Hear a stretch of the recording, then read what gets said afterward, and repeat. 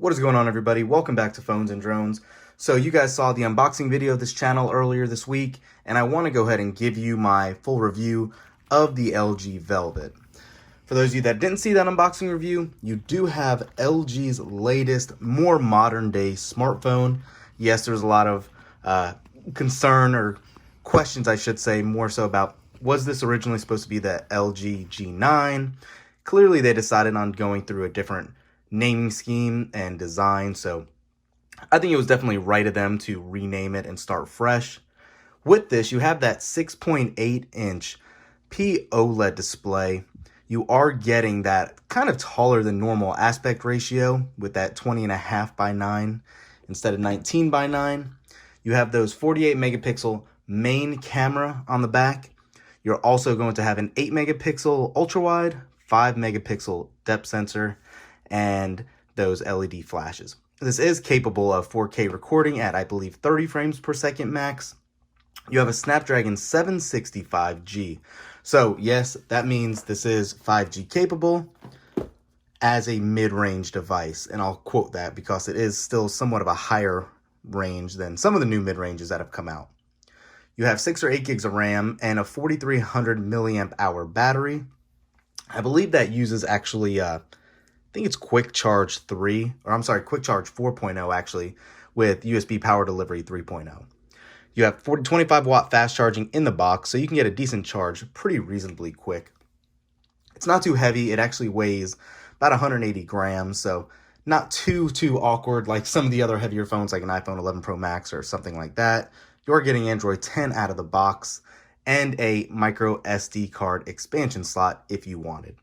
It does come with 128 gigs of storage base, so at least they're not skimping you on that. That's actually always welcome to see.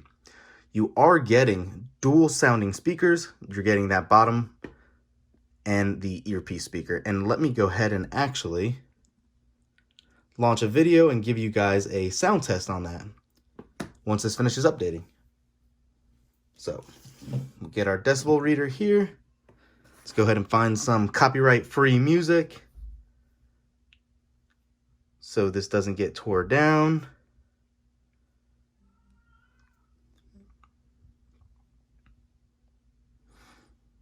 And let's go ahead and use this one again.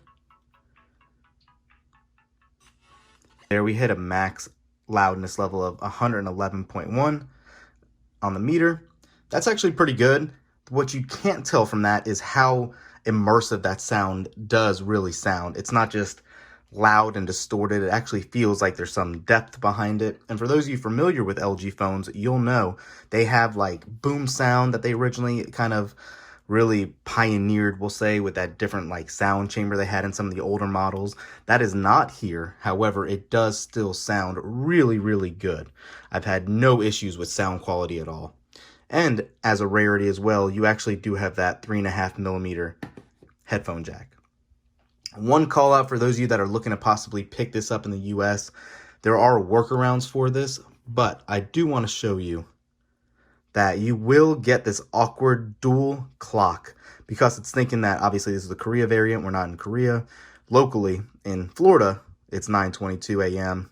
So you get that dual display clock.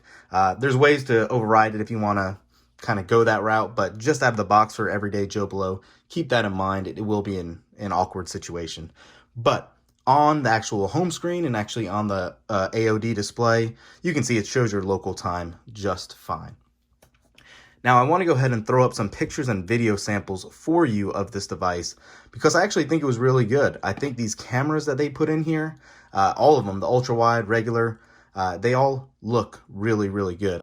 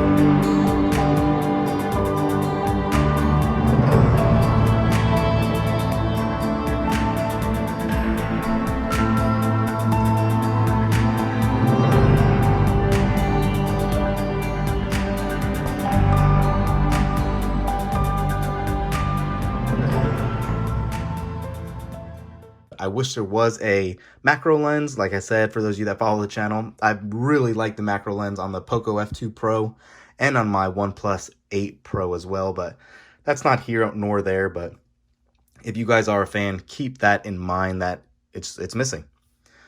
One other thing I'm glad to see they did not skimp on is an IP rating. This is IP68, dust and water resistance, which means basically you can be submersed in water for, I think, about 30 minutes or so at a depth of 1.5 meters. So keep that in mind. You are having that added benefit as well.